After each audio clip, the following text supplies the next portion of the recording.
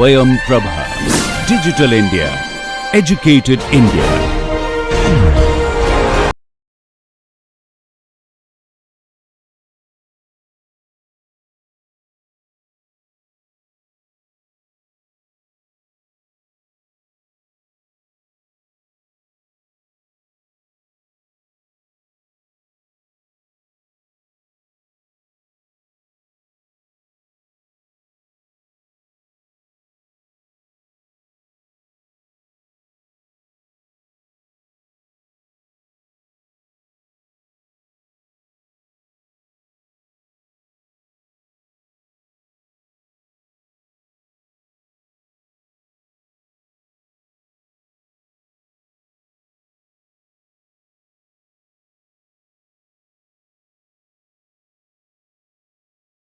So now we continue with where we stopped last time, namely the out of band interference signal. There we saw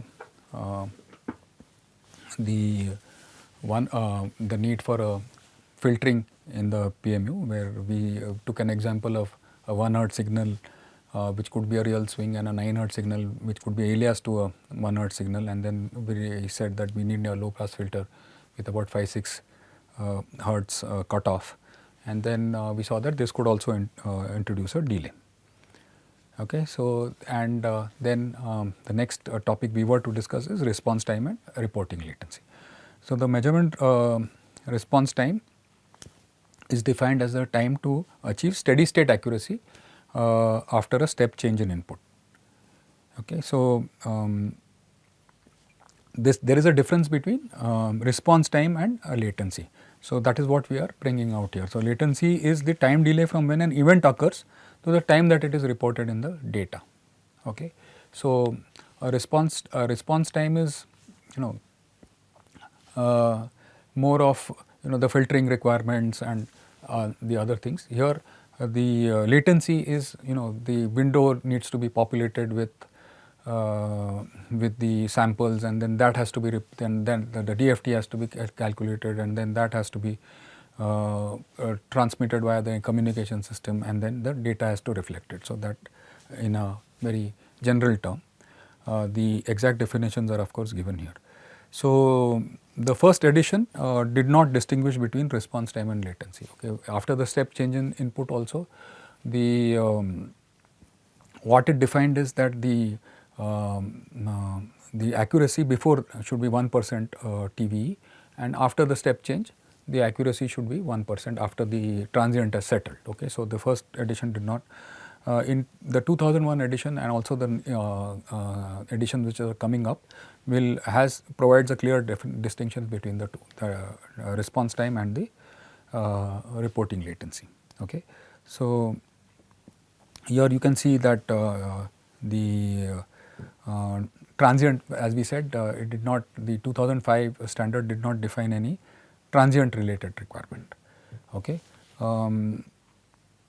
Here the latest edition of the standard, which is in existence now and which will also come up, asks for compliance regarding response time and reporting latency during step change. Here you can see that there is a step change. Here there is a signal here, could be voltage, let us assume it is voltage, and then it is changes from 1 to 1.1 per unit. Okay. The earlier standard just said that the steady state here 1% TVE, and after the transient is settled it should be 1% TVE. What happens in between was not specified. Okay.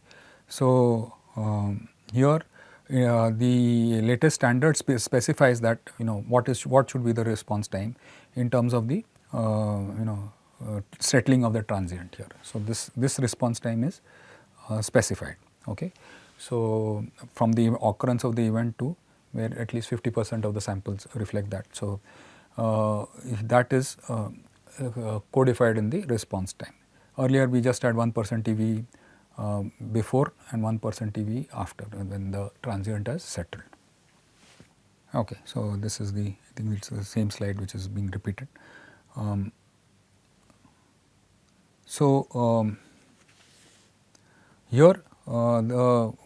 Here this incidentally this standard in 2011 also defines two classes of PMUs. Earlier in the 2005 standard, there was no class of PMU that was defined. All PMUs were of one class only. Here, to make a distinction in the application, two types of PMU are defined. One is measurement class, which has a more stringent filtering requirement, which is obvious, and then there is also a protection class, okay, in which the response is more important, because if you are taking some protection action or supervising some protection devices, then maybe the filtering is not so much important as the response time. So depending on whether it's an M class, that is the measurement class PMU, or the P class, that is the protection class PMU, the response time is different and is specified in the standard. So here you can see that it is required to be within 3 by Fs or 5 by Fs. Okay, that is the reporting rate frequency, depending on the class of the PMU. And the reporting latency is also specified. It has to be either within 2 by Fs or 3 by Fs, depending on the class of whether it is P class or M class. Okay, so again, as I said, we sort of preempted this, is that there are two accuracy classes mentioned in the new standard, that is the protection class P class and measurement class M class. Okay, you can sort of guess that since it is meant for protection applications, it has to have a wider measurement range, because the normal currents will vary in a very wide range if there is a fault. So that is why the measurement range has to be wide, and faster response time and lower latency. Okay. So on the other hand, for the measurement, the currents voltages will be in a slightly narrower band. So it needs to have higher accuracy. The range can be a little smaller, and it has to have a good out of band rejection. It has to have a good rejection of out of band interfering signal, which means that the filtering requirements are more stringent. Of course, this will come with a penalty of response time, which is acceptable since this is a M class PMU or a measurement class PMU. Here accuracy is more important than response. As we said, even in protection, even in this case, you can observe that you are dealing with a trade-off, accuracy versus speed. Same trade-off here too. Like you do in protection, this is the same trade-off that you are dealing with. Both classes have their own area of usage. The nomenclature or the naming of these classes makes it obvious.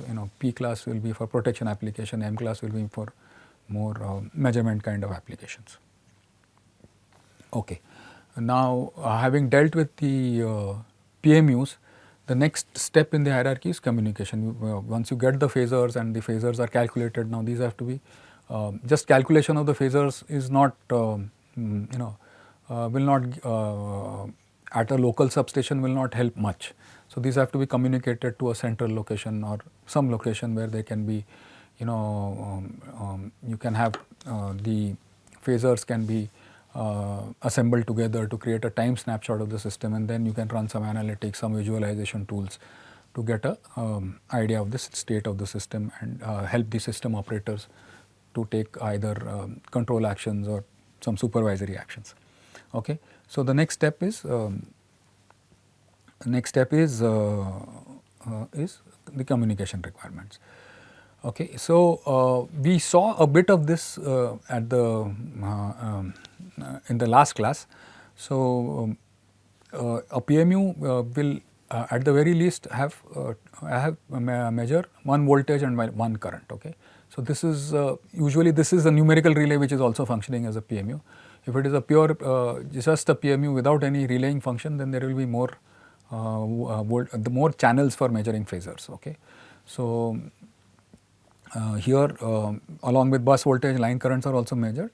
Then we saw how a system can be made observable, and current flow can be used to determine voltage drop in the line. This is a phasor. I into Z is a phasor, so you can determine the voltage at the other end of the line, that bus also. Okay. So again, as we said, PMU placement was a challenge at one point of time, maybe 10-15 years ago, but it is no longer a challenge. So it is not a, I mean, it's not a problem anymore that people are worried about. They simply place PMUs at all the buses that are possible. It may be done in phases, in which case this problem is sort of is relevant. It is not totally irrelevant, because in the first phase you could start with making just the whole system observable, and then in the second phase install the PMUs at the remainder of the buses. So if you are doing a stepwise installation, then maybe this could still be relevant. Okay. So here as you know, the first point says that the bandwidth requirement of the PMU data streaming is driven by the user's appetite of data. I mean, how many, what is the rate that you want to transmit the phasors. Okay. So if you are transmitting at the highest available rate, that is 50 phasors per second, that is 50 hertz, with 1 voltage, 5 currents, 10 power and real and reactive power, 2 digital status, that is would be circuit breaker status, 1 frequency. Along with the frequency, the PMU can also measure and transmit rate of change of frequency, that is rho-coff or df by dt. In floating band values will require 64 kbps. Okay. And if it is at the lowest rate, that is 10 phasors per second, 1 voltage, 5 currents and 1 frequency, we require just 4500 bps. Now, well, this could look very low in data requirements in terms of today's data say packages, what 1 GB per day or whatever that I am not totally aware of the given by the telecom companies. But while this may look low, imagine that there are hundreds and thousands of PMU streaming this data. Okay. So for some channels the bandwidth requirements could be high. Okay. So you have to size your communication channels accordingly. Okay. So and this is continuous data. It is not that every 1 second the data is broadcast or something like that. It is continuous. 50 times a second, every 20 milliseconds the data is coming. So it is continuous in nature, and the latency is very low, tens of seconds, that kind of latency. And not only that, in the future you could have data streaming both. Now it is only streaming from the PMU to the PDC or the control center. Later you could, if there are some control actions to be taken that are being analyzed and the decisions being taken at the control center, then there will be a two-way communication requirement. So then you are not going to change your communication medium or communication whatever the infrastructure that you have. So you have to size it the communication infrastructure using the requirements, or rather projecting the requirements of the future as well. Okay, so this is the sort of architecture that is there. Here you will have multiple levels, multiple PMUs in a network. Say in a state like Maharashtra, you will have all important 400 or all 400 kV stations have PMUs. Then that will come to the state load dispatch center, so which will have a PDC or a phasor data concentrator. We will see what a PDC is shortly, and then that can then transmit to the RLDC or the regional load dispatch center, or in this case it will be the Western Regional Load Dispatch Center, and then that will transmit it to the National Load Dispatch Center.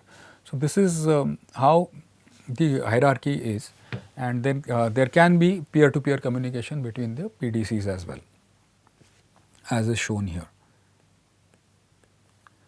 Okay. So here this is the and this is the kind of hierarchy which will be followed in most networks. I mean, not only the Indian network, but on the most networks where you have a group of PMUs reporting to a PDC, and then that collates some information and then passes it on to another PDC, and so on. Okay, so there will be depending on the topology of the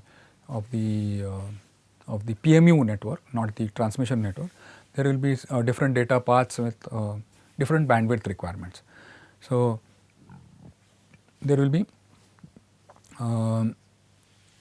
the operational constraints will also be there, multiple data points, state load dispatch center, regional load dispatch center, and the standard, that is the C37118, provides the data format for the PMU to PDC. What the data frame or the data format is given in the PDC data. In the next class, if it is possible, I will show you the standard, the data frame from the standard. Okay. So, we have been using the word PDC quite often in the last two lectures, in this lecture and the last lecture. But what is a PDC? A PDC is a phasor data concentrator. Okay. And this is the, we have phasors from multiple substations or multiple locations in the transmission network. So, all that data at the first level comes to the PDCs, and then this is sorted by time tag. Now, this the phasor will be time stamped, but remember, not all the phasors will be coming of the same timestamp, may be coming at the same time instant to the PDC. Okay, there could be some delay. Some phasor may be coming from, say, 500 kilometers away, while the other could be coming from just maybe 10 kilometers away. So, there will be a different redundancy level. So, we will see that towards the end of this lecture, but the sorting of that and creating a proper timestamp of that time instant is the job of the PDC. Now, this can be a completely software based PDC also. Here we have developed one on our own, IPDC, intelligent PDC, but there are multiple vendors which provide phasor data concentrators. Unlike a PMU, this is not a hardware device, it is a software running on a server. Okay. So, here also once the the timestamp time snapshot is developed, then it will pass this on to the analytics or application software, which will do the analysis, or if required they can take control actions, etc. So, here there will be some data sharing from peer to peer, data sharing between PDCs of the same level or the next hierarchy, that will also happen, but the transmission rates will not be of the order of what we saw in the PMUs. They will not be 50 phasors per second, or not even 25 phasors. It will be at a much slower rate. Okay. So, this is for the PDC. There is another standard which is IEEE C37244. The standard for PMUs is 118, for PDC is 244, and this guide, what other functions can be included, other than the time snapshot, which was obvious, but there are other functions also that can be included as in the PDC, and this is PDC software. You could have a dedicated hardware and software running as a PDC, but you could have a PDC software running on, any machine like this. That may not be done because it is an important software, so you will have some dedicated server for it, but in theory you could have it running on any machine. So, what are the functions that are to be included, and then what functions are included obviously will depend on the what application the PDC has and the use that the PDC is put to. Okay. The point to remember here is some of these functions, of course, this standard was published 10 years ago. That is also will undergoing some revision, but some of the functions may not be available with the PDCs today, and they may be developed in the future. Okay. So, this standard was written with some futuristic expectations also. So, maybe even if you ask that your PDC should conform to the standards, all the functions may not be available. So, we have to keep in mind that when specifying. Okay. So, here the difference here is the PMU standards, that is C37118 and part 1 and part 2. Here earlier there was only C37118 in the 2005 edition. here we have two parts, part 1 and part 2. They are that defines PDC as devices. So, but in this 244 that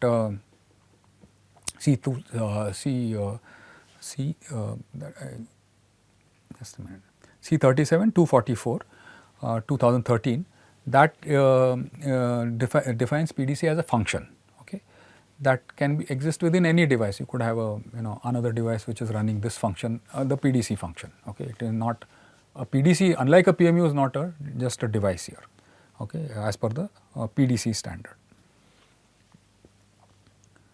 Okay, so now we go on to what are the functions of the PDC or the phasor data concentrator. Okay, so the first one, of course, is the PDC works as a node in the communication network where synchrophasor data from a number of PMUs or the other PME or PDCs, and then they are processed, they are sorted and fed out as a single stream. Okay. Other than that, it also performs quality checks on the phasor data. There may be some data which is missing, some data which is has arrived late, so it may need to drop that, and then it may also need to assign certain flags, that this data is correct, incorrect, and all that.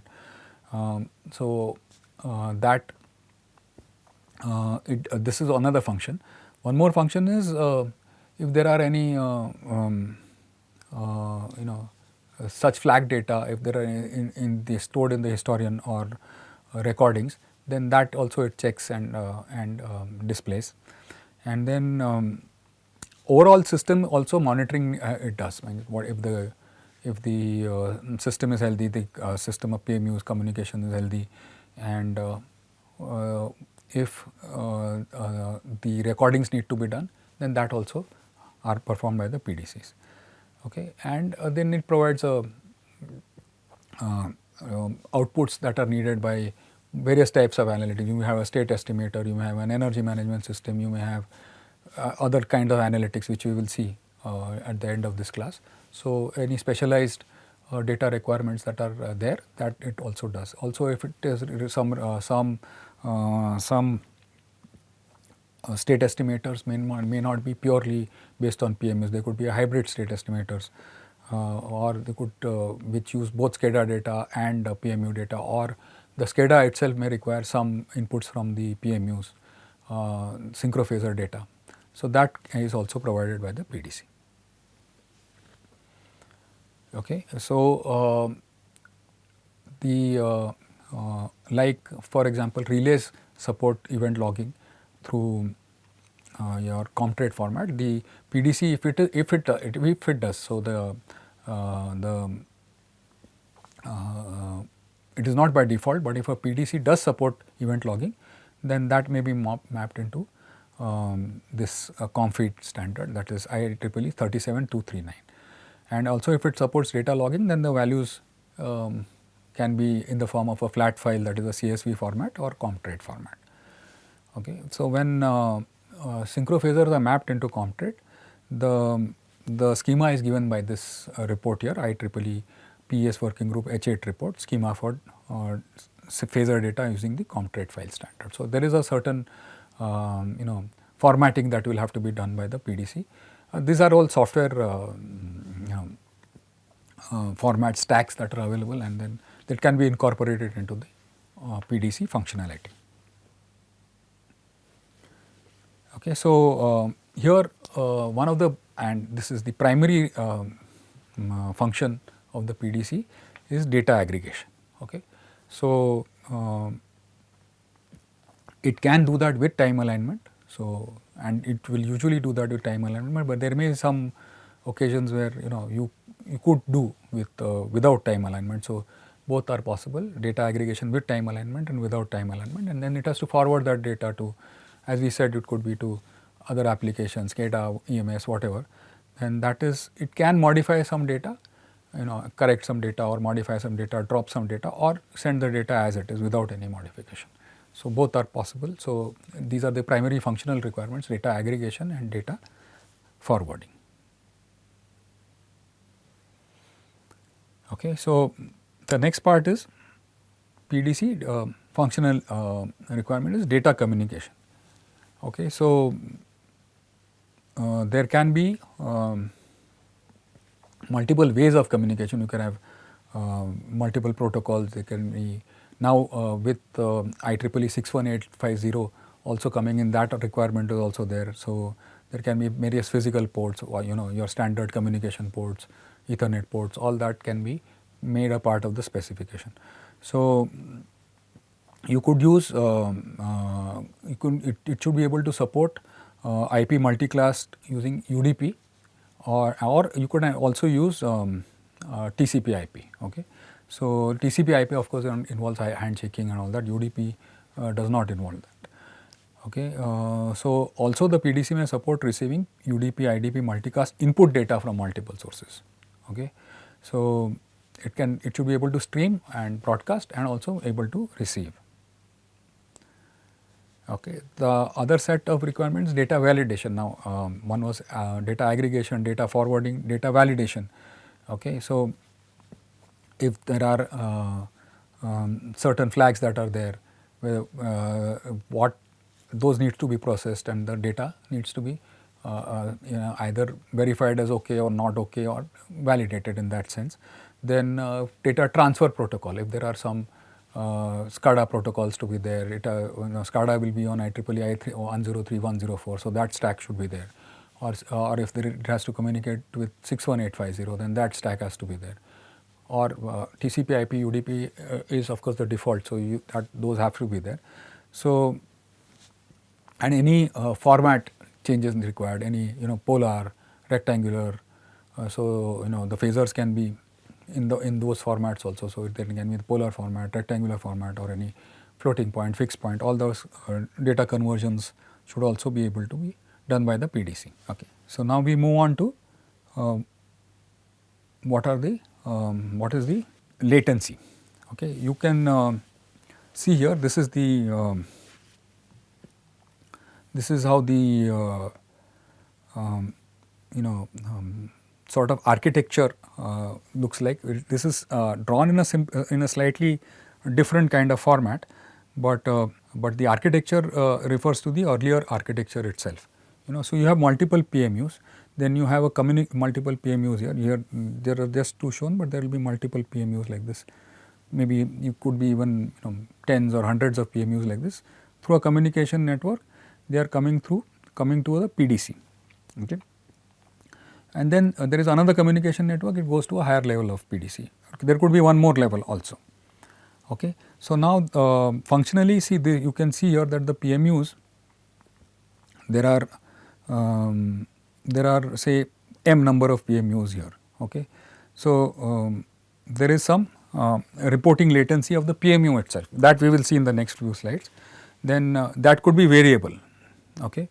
So this message will leave the PMUs, then there will be, depending on the network where it is coming from. Say, as I said, PMU 1 could be closer, so the network latency is smaller.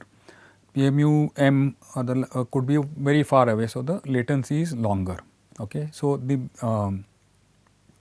you can see here this PDC N here, the first message has arrived, and then there is some delay till the last message has arrived. Okay. Then the PDC itself has to process it. Okay. So then there is another network latency here after it leaves PDC N till it reaches the final PDC. Okay. So the total synchrophasor data latency, if you see overall, from the PMUs till it reaches the final PDC here, from these PMUs 1 M or whatever, till it reaches the final destination here, this is the total latency here. Okay. That involves the PMU reporting latency, then that requires involves these latencies, and then this one more latency here. And if there is one more level of PMU, then it will require one more level of latency, and then the total synchrophasor data latency will be this. Okay. So you have to keep in mind all this reporting latencies as well as the network latencies. Why is this important? Because you may have some you may have some applications like some protection application which has to say respond back in 100 milliseconds, and if this latency itself is say greater than that, then you cannot do, then you have to find some other way of doing it, or maybe you have to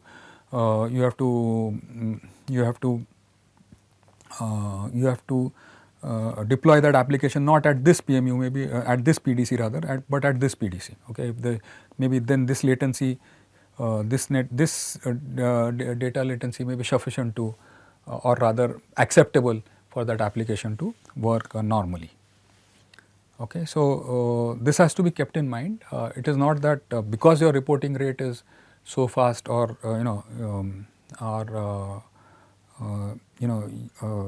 I mean at that 50 milliseconds or so, or rather 20 milliseconds or so, that you can deploy applications without considering the network latency. That is also an important part. Okay, so this is the reporting latency of the PMU itself.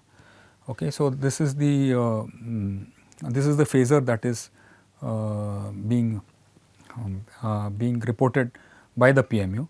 You can see that this is one measurement window.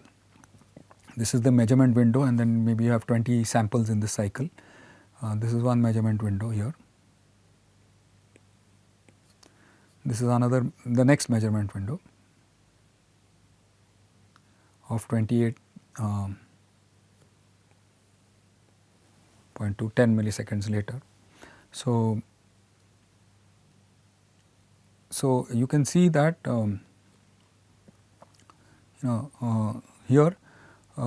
here the samples from this interval, because it is a centered DFT that we are using, the samples from this interval are used for calculation of this window, phasor in this window, and then next is samples from this window are used. Okay. Now, as long as there is no change in the phasor, it does not really matter, okay, because both the phasors will be the same. But what happens if there is some event that happens? Okay. Or before that, here you can see that the same example here, 28.1, it has measured here in this window here, and you also remember that it has just taken in these samples. It still has to do the DFT calculation, the centered DFT or the DFT calculation. The processor has to do the DFT calculation and then transmit that value. So that takes some time. Okay, it is not that when you reach this instant here, the phasor is ready. The samples are there in the window, but those samples have to be calculated by your processor, by your the PMU processor, so that that will take some finite amount of time, maybe a few milliseconds or so, but it will take some time, and then it will transmit the 28.1 value. Okay. So the actual value is of this instant here, okay, and it is transmitted at this instant here. Okay. So this is the reporting latency. Because we are using a centered DFT, the 28.1 value is of this instant, exactly this instant, and by the time it is transmitted, it is at this instant. Even if there was no delay, it will still be, there would be some reporting latency, because it still has, the end of the window will be here, and then there will be still, I mean, in the best ideal case, the reporting latency will be still to this, but of course there is some finite phasor calculation time. So the overall latency is this much. Okay, that is the PMU reporting latency, LRP. Okay. Now what happens if there is a change in the phasor due to some reason? There is a fault. Assume that this is a current, and then there is a fault, and the current value increases. Okay. Now if you can see this, the most of the samples in the 28.1 window are the pre-occurrence samples. Okay. You say that there is some occurrence at this point here, some fault or something, overload or whatever. So most of the samples in this window here, if you can see here, are the pre-fault samples. Okay. And what we are trying to see is the reporting latency. Okay. This is the PMU reporting latency. Now, we will try to see the event reporting latency. Okay. While most of the samples here in this 28.2 window are of the post occurrence. Okay. So, occurrence of event is here, as you can see here, and this is the first time that the event is noticed in any phasor. Okay. It is not the most accurate, but it is the first time that it is reported in any phasor. Okay. So, this is the delay in measurement reporting, but that is not the end of the story. We will see in the next slide what happens in the 28.2 window and the 28.3 window as well. So, the first time the event is reported, this is the delay. Okay. This is where the event has happened. Okay. And the first time it is reported is here. When there are some samples, most of the samples are from the pre-fault, but there are some samples in the 28.1 as well. So, the first time it gets reported is this is the delay in the event reporting. So, that is the event reporting or data latency. If you, as you can see here, till 28 or 28 it was at one value. There was a step change here at 28.133. Then 28.1, the first time it is reported, but it is still not the whole event has not been reported.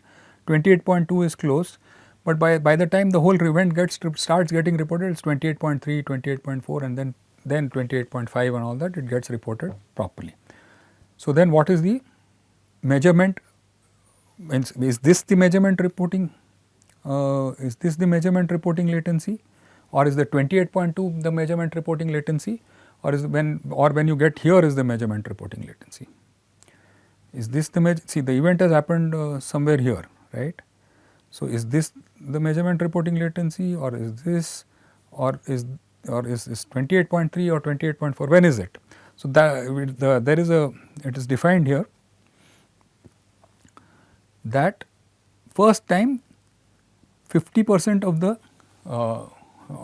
report of the event is obtained from which timestamp phasor, that is the measurement reporting latency. Okay. So, that will be obtained in the 28.2 phasor, okay, because it is it's closer than 50% of the event. So, that is the 28.2.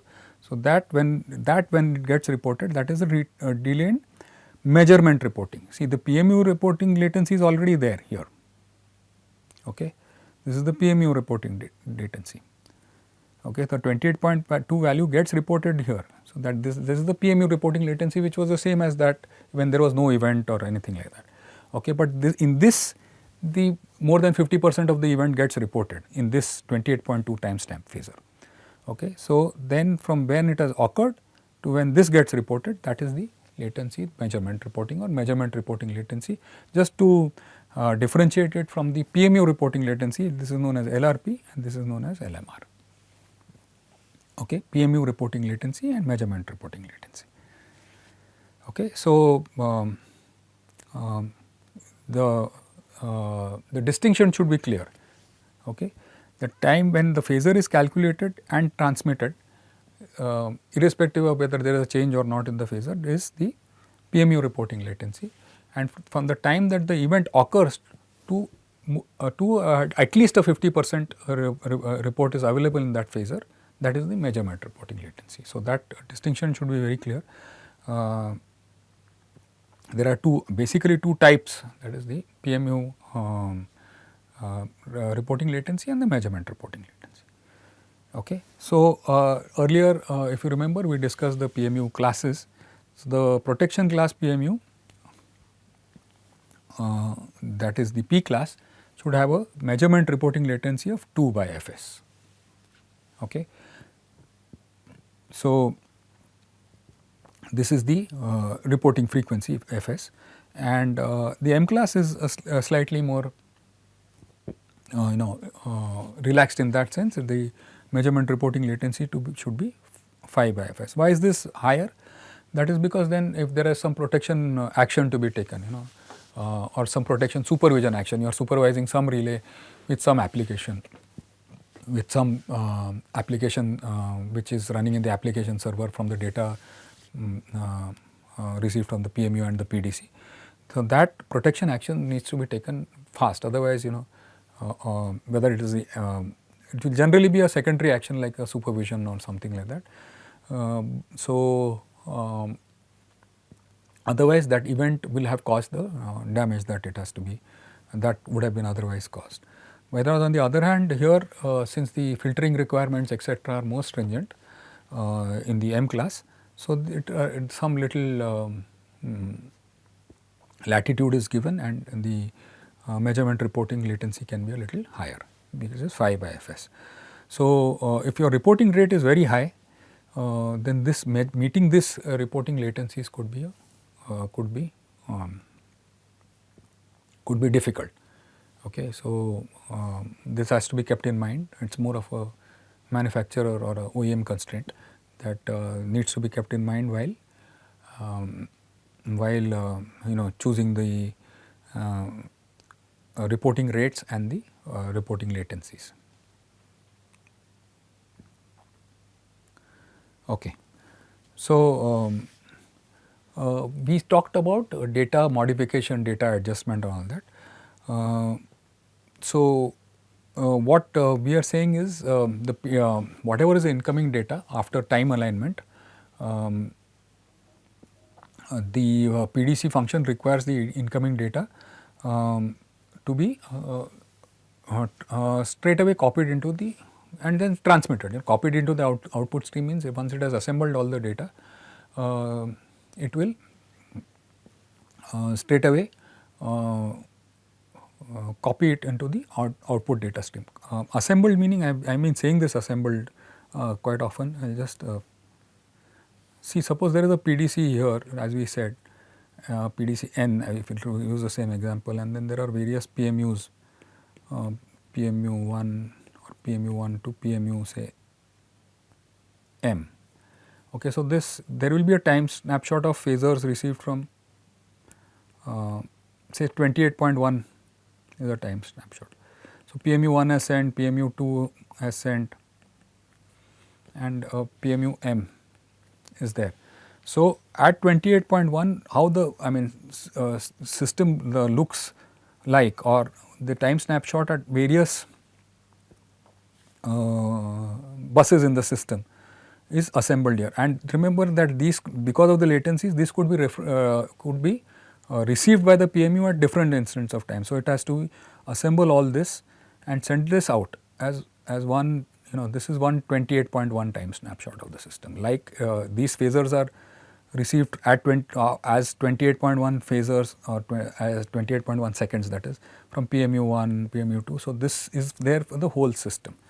It is possible that the PMU will discard. We will see that in the next few slides.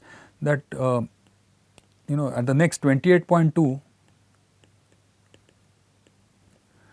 say PMU1, PMU2, PMU m is not received at all.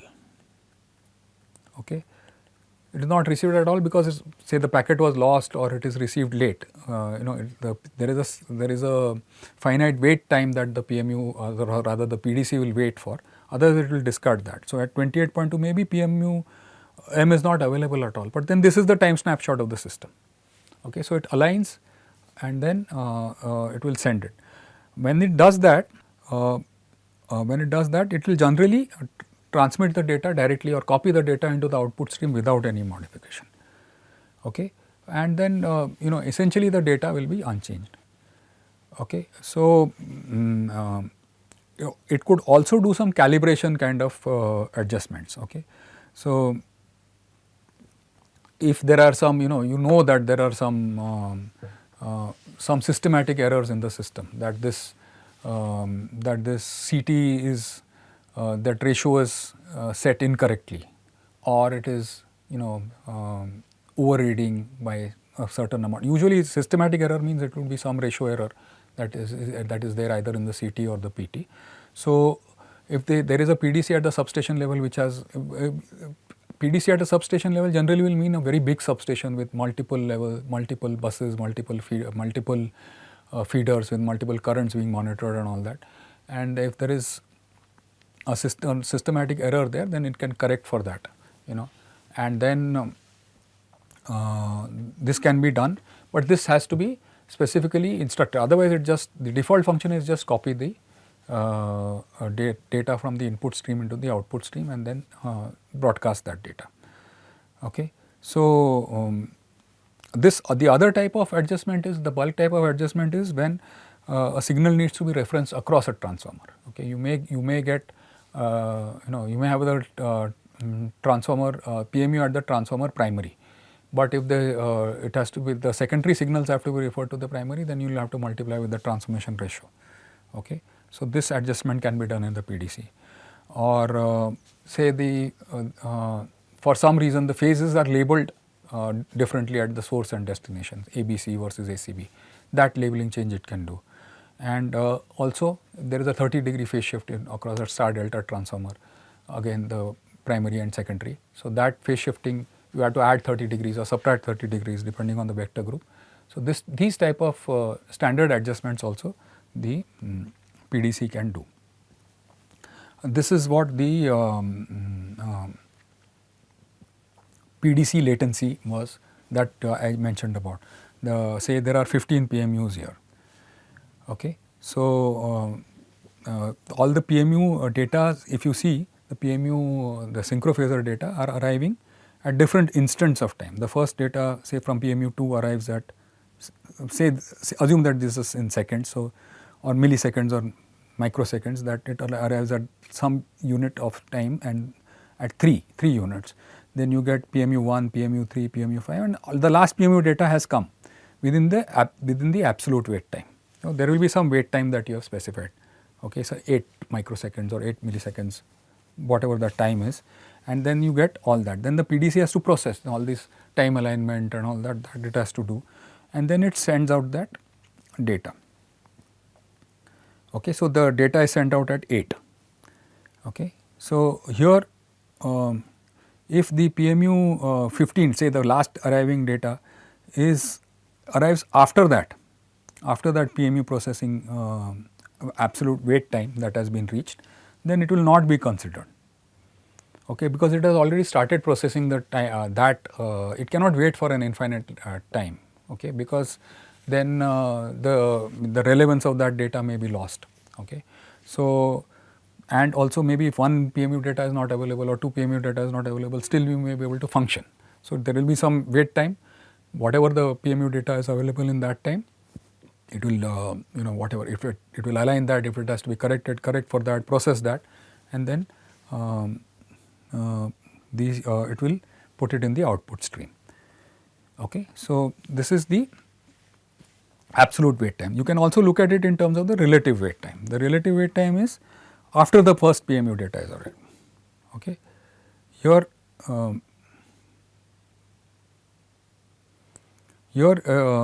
this is the absolute wait time is starting from the phasor timestamp. Okay. You say 28.1, then you start the 0, and then from there you set an absolute wait time. The relative wait time is when the first PMU data has arrived. Okay. The PMU data will also require some time because it is arriving from a different point in the network. So, it will require some time. So, though it is 28.1, say for example, I am just assuming that it is that the 0 it refers to 28.1, it takes time to arrive at the PDC. Okay. So, then there is after the first PMU data arrives, then there is some time that you said, that is a relative wait time. Okay. But even then here the same kind of logic will apply. It will wait for some time after the first PMU data is arrived. That time you need to set. Okay. All these absolute wait time and relative wait times are settable. So, that time you need to set. It should not be so short that most of the PMU data gets dropped, and it should not be so long also that then it loses its relevance. So, this is also a trade off, as in most cases in protection and control. So, here you can see that though it arrives after a certain time after the first PMU data is arrived, then it will need to be dropped. So, this is the last PMU data has arrived after the PMU, rather the PDC has started processing. So, that data will be lost here. Okay. One PMU data in this case, could be more also depending on the number of PMUs that are broadcast their data late. Okay. So, we are at the end of the discussion on PMUs and PDCs. We just have a quick look at what kind of applications can be there, and then we will discuss one or two of these applications over the next few lectures before we close this part of the course, and then we go on to the last part of the course.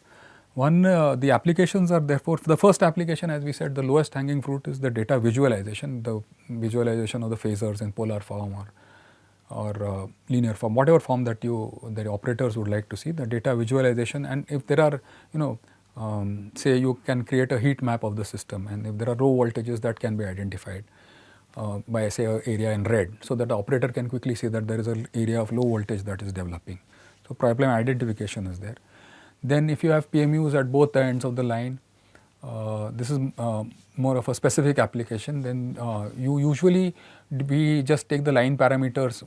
We said that Z is, earlier we said that the Z or Y of that line is known, but that is known only from theoretical calculation. You know the length of the line, you know the configuration of the conductors, etc. So, you know R, L, and so you calculate Rx, and then you know the capacitance depending on the configuration also. So, you know the overall capacitance, but this is just theoretical calculations.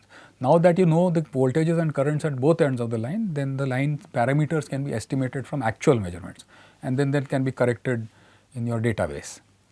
Okay. So, the next application is, since you know V and I, the relay itself can do a V by I calculation and see what the Z is, which zone it is. We saw distance zones. So, you say the power swing is coming very close to the zone 3. So, unless it crosses zone 3, the relay will not pick up. So, we do not know that it has come very close to zone 3, say 10% within zone 3 or 20% within zone 3. That is close enough. So, we may need to look at the settings. So, that is vulnerability analysis of distance relays. That is one application. Oscillation monitoring, we said that, we repeatedly said that power swings or oscillations are in the range of 0.5 to 2 hertz. So, that can be monitored. One very important application is linear state estimator. This application we will see probably next time, or the one more lecture after that.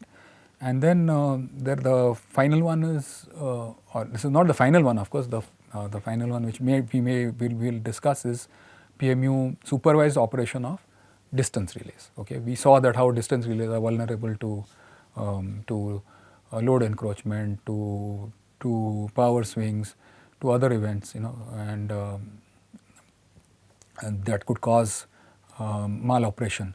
So, if they could somehow be supervised by this PMU data, PMUs and PDCs, and then we could either enable or inhibit the operation, we could get better security without compromising on the reliability of the distance relay. So, these are a few applications, very few that are listed. The many more are there that IIT Bombay has developed and deployed at National Load Dispatch Center. Also another state, Gujarat, has also. There are 3 applications that IIT Bombay has developed for them. So, out of that we will discuss a few of them in the next few classes. Thank you.